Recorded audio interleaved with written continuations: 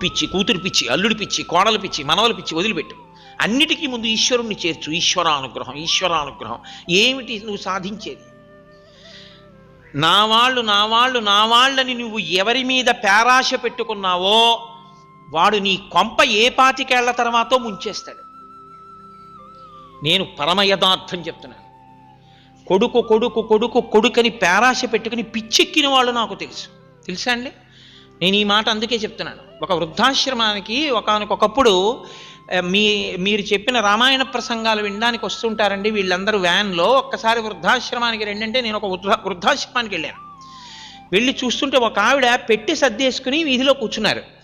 నేను ఆ వృద్ధులందరినీ పలకరిస్తూ అలా వచ్చేటప్పటికి ఆవిడ అన్నారు, నేనేం ఆవిడని అడగలేదు. ఆవిడ అన్నారు, అయ్యా నన్ను తీసుకెళ్ళిపోవడానికి మా అబ్బాయి వస్తున్నాడు ఇవాళ, అందుకని నేను ఇంటికి వెళ్ళిపోతున్నానండి, నేను పెట్టి సర్దుకున్నానారా. అమ్మ చాలా సంతోషం అమ్మా, ఇన్నాళ్ళు ఇక్కడ ఉన్నారు, మీ అబ్బాయి తీసుకెళ్ళిపోతున్నాడు, అసలు ఇక్కడ